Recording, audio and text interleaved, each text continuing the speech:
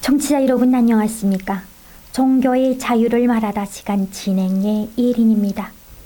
오늘 우리는 종교를 정치적으로 이용하면서 실제적으로 탄압하는 이른바 병행 정책을 실시하고 있는 북한 당국의 시기별 종교 정책 변화에 대해 알아보도록 하겠습니다.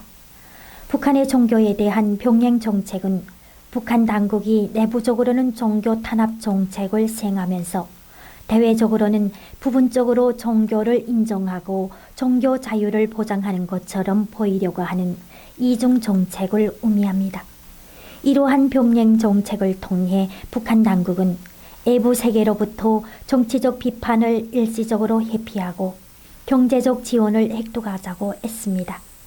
그러나 북한 당국의 종교에 대한 진정한 입장은 종교인들을 제거하고 종교단체들의 실질적인 활동을 금지시킴으로써 북한 내 종교의 존립 기반 자체를 무너뜨리는 것이었습니다.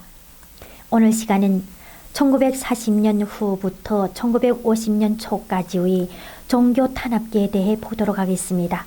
1948년 9월 9일에 북한에 조선민주주의 인민공화국 정권이 들어서고 같은 해 12월까지 소련군이 철수함에 따라 북위 38도선 이북의 사이에는 본격적으로 인민민주주의 혁명을 강화 발전시키는 단계로 접어들었습니다. 이에 따라 혁명의 장애물이 될 수 있는 내부적 불만 세력과 반동 세력을 사전에 제압하는 조치를 강구하게 되었습니다. 북한 정권은 사회주의 혁명 역량 강화를 위해 통일 전선을 심화시키고 반혁명 요소에 대한 투쟁과 함께 반종교 의식을 널리 교양시키는 데에 역점을 두었습니다. 6.25 전쟁 전에는 전쟁 준비를 위한 후방 공고화가 진행되는 가운데 1949년부터 북한 당국은 종교 의식을 제한하고 반체제적인 목사와 신자들을 연행하기 시작했습니다. 북한 당국은 종교 자유의 제한을 넘어 본격적인 종교 탄압에 돌입하였습니다. 불순분자 색출을 위한 대대적 예비 검거령이 벌어졌을 때 평소 반공 반정부 경향의 기독교 신자들은 평안북도와 함경도의 산악지대로 강제 이주된 것으로 알려졌습니다. 이런 조치들은 전쟁이라는 긴박한 상황 속에서 적대적 요소들을 사전에 제거한다는 차원에서 이루어진 것이었습니다.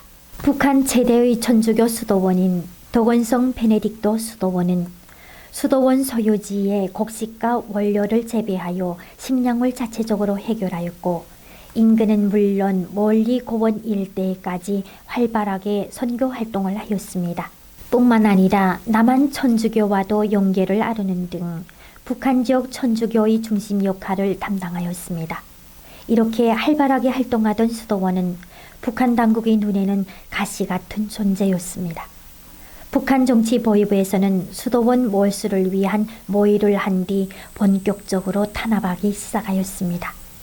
1949년 5월 7일 도건성 베네딕토 수도원 교구장과 수도원장이 북한 당국에 연행되면서 그날로 수도원이 폐쇄되었는데 북한 당국은 수도원과 신학교를 점거한 후 수도원의 성물은 하나도 남김없이 모두 파괴하였으며 특히 십자가나 석고상 등을 산산이 깨뜨려 버렸고 성경을 후지로 사용하거나 불살라 버렸습니다.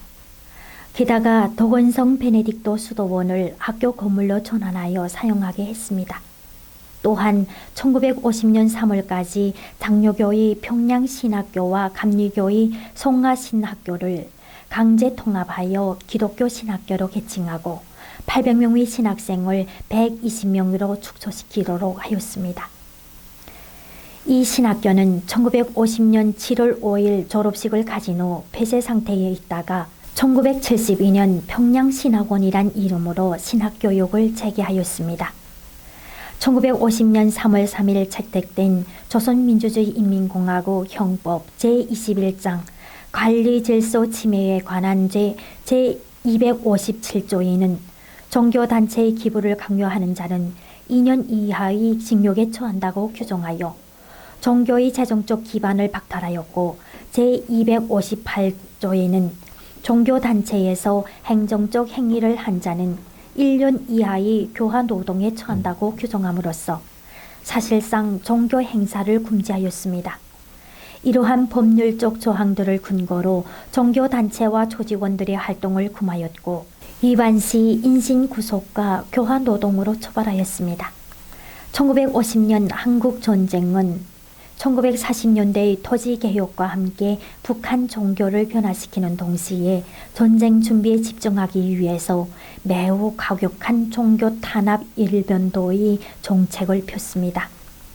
전쟁을 시작하면서 북한 당국은 교직자를 대거 체포하였다가 1950년 9월 28일 유엔군의 인천 상륙 작전으로 인해 서울이 수복되기 직전 북한 당국은 교직자를 모두 살해하라는 지령을 하달했습니다. 이에 따라 50여 명의 신부와 60여 명의 목사를 납치하여 서울 근교에서 총살시켰습니다. 또한 종교적 영향력이 강한 곳이었던 황해도 신천 지역에서 자행한 종교인 집단 확살 사건은 그 유래를 찾기 힘들 정도의 만행이었습니다. 북한 인민군에 연행되었던 사람들의 대다수가 종교와 연관된 사람들이었습니다. 한편 압록강까지 진격했던 유엔군이 중공군의 개입으로 철수하는 과정에서 같은 해 12월 함경남도 흥남을 통해 약 3만여 명의 기독교인들이 미군의 호송하에 남한으로 피난하는 기록적인 월남의 행렬이 일어났습니다.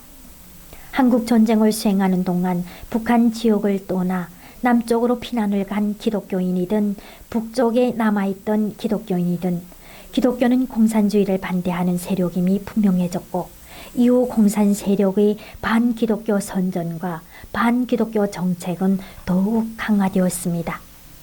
전쟁이 끝난 이후 북한의 교회는 한마디로 폐허로 변했고 20여 명의 목사와 5만 명 이하의 신자가 남아있었으나 교회 건물은 모두 파괴되었을 뿐 아니라 반기독교적인 사회 분위기가 형성되었습니다. 천주교의 상황도 기독교와 유사했는데요. 해방 후 6.25 전쟁을 전후한 전쟁 기간 중 체포 혹은 학살된 내외국인 신부, 수녀, 신학생 등의 수는 남북한 합쳐 모두 150여 명에 달했는데 그중 96명은 북한 교구 소속이었습니다. 천도교의 경우 1948년 조직된 영우회라는 반공 지하 조직이 평안 남북도, 황해도, 강원도 일부 지역에서 활동하고 있었는데 이 조직은 사전에 탐지되어 북한 당국에 의해 1950년 5월 11일을 전후하여 일제히 검거되었습니다. 결국 165명 중 선별된 이세종 등 4명은 바로 처형하고 나머지도 북한인민군 후퇴 당시 모두 처형하였습니다. 휴전을 전후하여 북한 당국은 종교를 완전히 제거하기 위하여 종교인과 연고만 있어도 처벌하였다고 합니다. 종교인 출신은 반동분자로 몰려 일반 공직에 취임할 수 없었고 여행, 진학, 장학금 수요 등에서도 제외되었습니다. 종교의식은 모두 금지되었을 뿐 아니라 십자가상, 불상, 성모상 등의 상징물들은 철거되었고 종교시설물은 다가서나 찾고 둥으로 사용되었다가 문화재로 지정되어 관광 및 휴양소로 활용되었습니다. 이러한 북한 당국의 철저한 종교 탄압으로 인해 1940년대 후반부터 1950년대 초까지 북한 내 종교단체와 종교활동은 완전히 자치를 감추게 되었습니다. 지금까지 종교의 자유를 말하다 시간 진행의 이혜린이었습니다. 감사합니다.